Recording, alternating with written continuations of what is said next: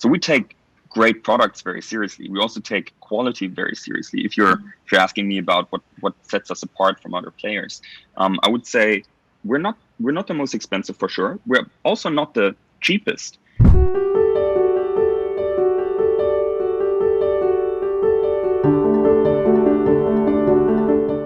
Discussion kembali hadir bersama saya Yeni Yusra, dan kali ini kita akan berbincang-bincang dengan David dari Flash Coffee yang merupakan CEO dari Flash Coffee. Hi David.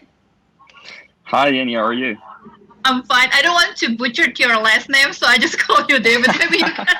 That's perfect. Maybe you can introduce yourself. It's my name after all, so that's okay. Maybe you can introduce yourself and pronounce your last name and what is your responsible at Flash Coffee. Perfect. Yeah, my name is David Brignier, and I'm the CEO and founder of Flash Coffee. Okay, it's very interesting business because coffee, like the kind of Flash Coffee is offered is very trending in Indonesia right now. We have already established 3 companies that's funded by investor, which is the venture capital. And what is the background of Flash Coffee before you jump into Indonesian market? So you mean like basically how we came up with Flash Coffee in the first place? Yes. So essentially, I've been working at a lot of different food related companies, and I basically started my first company when I was still in university. There's a premium wine e-commerce business, and soon after I graduated, I started a business called Foodora together with Rocket Internet.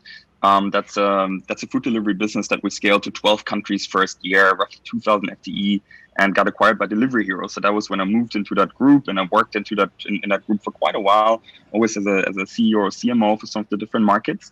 And after our IPO, roughly 4 years ago, I moved to Singapore to take over part of the senior management team there for Foodpanda, which is a company that we acquired here, and you might be familiar with that brand. Yes, I'm familiar with Foodpanda.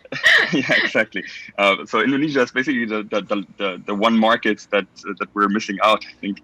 But we were here very shortly.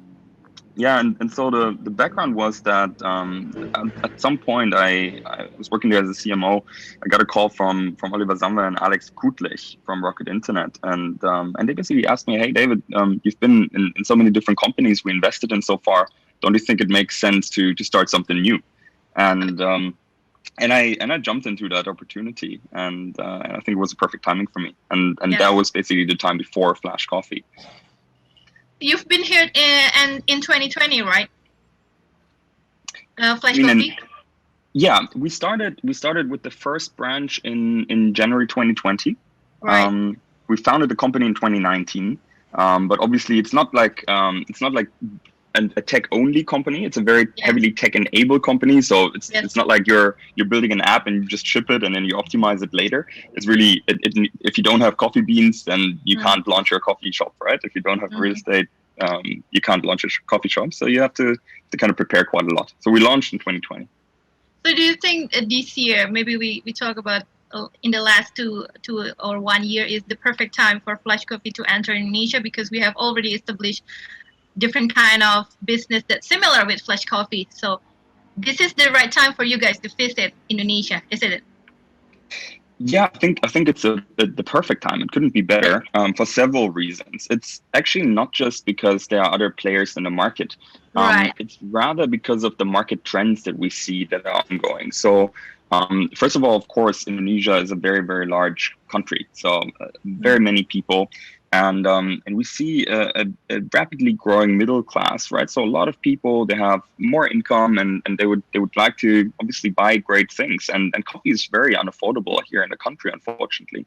So we see that happening, and with Flash Coffee, we're really trying to democratize coffee and sell high quality coffee at an affordable price. And I think it's more that's driving it. Also, of course, per capita consumption. So you see that more and more people are actually drinking coffee, and of course also other players are contributing to that. Not a question. Yes. What differentiates Flash Coffee with the others? Because when it comes to price, most of them are offering a very low price for Indonesian market, but also different kind of taste. Is that something that Flash Coffee also offering? 100%. I think there are a few differentiating factors. One, if you're talking about taste, for sure, we're investing very heavily into R&D, right? We have four very well-known baristas on board. The global barista champion, Untitled from Thailand, he actually curated our menu.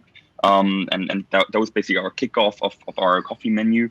But we also have local latte art champion Robbie Filian on board full time, who's really like a big player here in the Indonesian coffee scene, and he's constantly innovating on drinks. It's a really amazing guy. We have two champions in Singapore.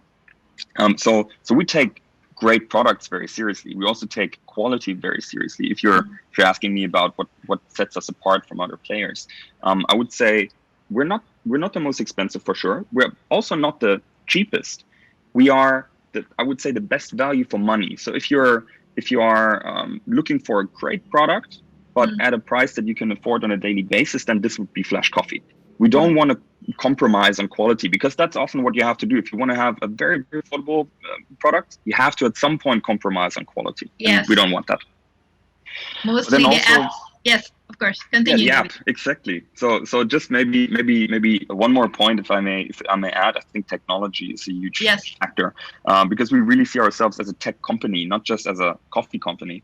And hence, I think also with our backgrounds in the company, tech is probably running through our veins. So we're really trying to build a very, very strong tech product for the consumers. We've already launched in Indonesia. We've seen really, really great successes with the adoption rate, and just trying to give the best product out to people, not just the coffee itself, but also the tech product. So do you think the pandemic accelerate the business more, because more and more people are very accustomed with buying things online? And do you think the pandemic boosts your business into more, compared to the last, like 2019 maybe? Very clear answer is yes. I think obviously most of the F&B players around the world have been struggling, especially in the beginning of the pandemic, right? So it was not so easy, and lockdowns and so on happened.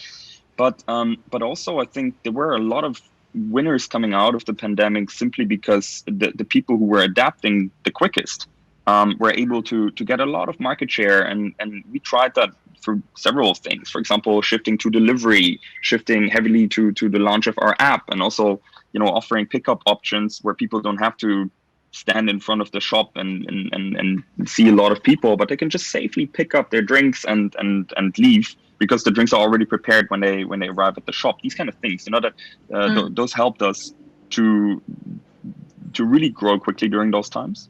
But I think a major part really is also that we were able to access amazing locations at this time, and we have to be also honest about that. That was just really, really a great booster for our company, that real estate was opening up and we were able to acquire them at the right time.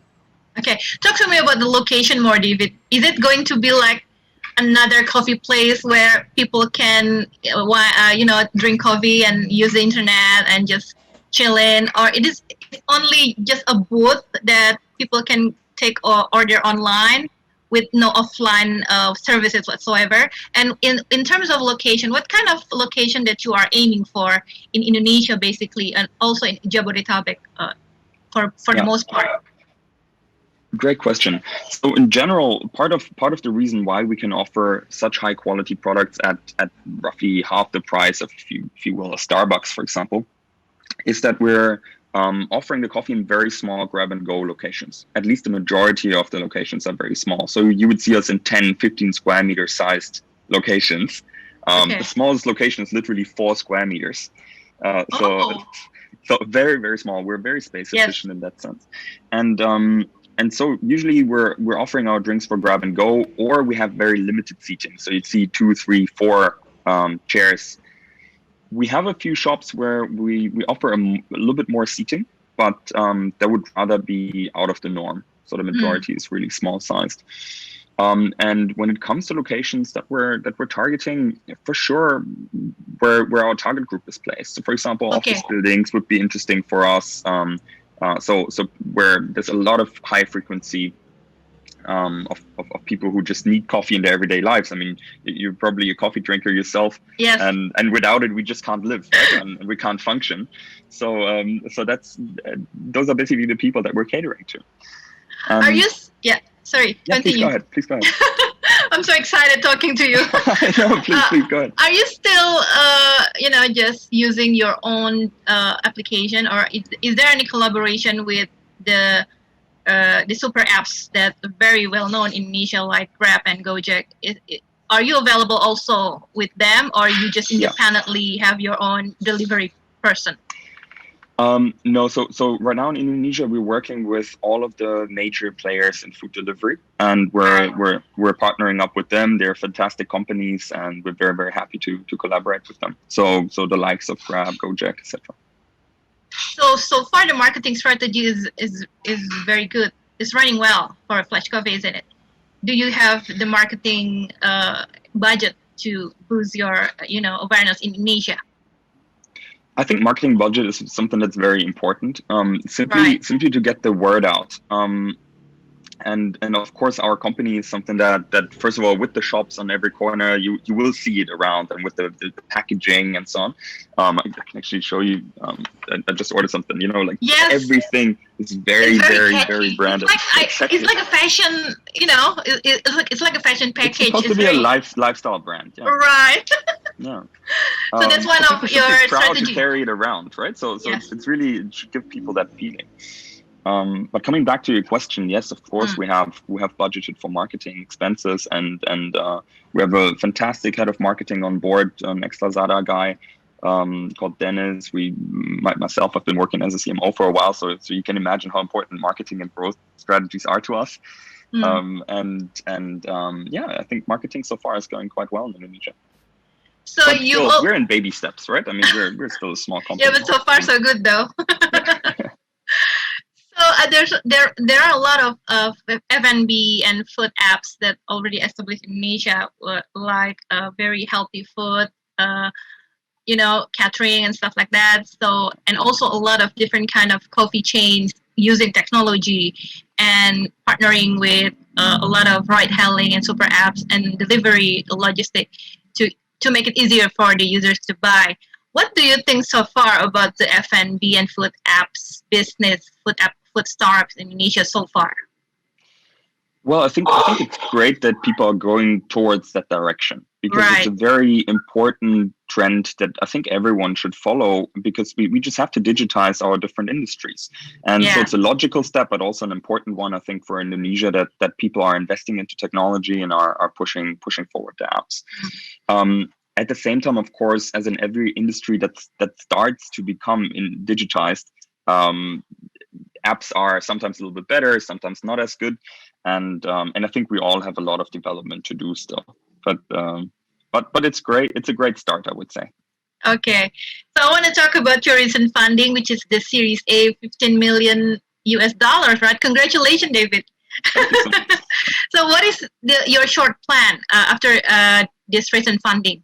Are you going to recruit more team for Indonesian, or are you going to expand more in Southeast Asia? Tell us about it. Quick question would be both. So of course, the major things that we will do with the newly acquired funding is we'll expand across the region. So we're already operating in 3 markets right now: Indonesia, Singapore, and Thailand. But we'll also open in Malaysia, Philippines, Hong Kong, Taiwan, South Korea, Japan, Vietnam. Wow. So a lot of new markets this year. Yeah, it's crazy and very, very exciting. But for Indonesia, what that means for us is obviously that's the market that we first launched, and it's a very important market for us. So we are recruiting very heavily right now. We already have a very strong team, I have to say, but we're getting a lot of amazing people on board right now. I'm very excited about that. We're also building our tech hub here, which I think might be interesting for you. So we have a very, I would say, rather large team for tech already here in Jakarta, showing that we are a tech-first company. Yes. But in total, we'll be roughly 50 people in tech alone by the end of the year in Jakarta. So So for an early stage company, I think that's quite remarkable, and I'm super excited about the opportunities that will be created because of that. And otherwise, shops. You'll see us on every corner. I hope we're working hard for that, and hope that we can serve you in every part of Jakarta very soon. Fortunately, Indonesian people loves coffee, especially the one that they can, carry it around and give us different flavors. So I think you're on a good track here, David. Thank you. Okay, thank you, David, for your time, and hopefully our audience can get to know Flash Coffee and can buy it right away for the breakfast this month, right? Let's do it. Yeah, thank you so much for your time. Really appreciate it. Looking forward for the news update from Flash Coffee, and have a good day, David. You too. Thank you. Bye-bye.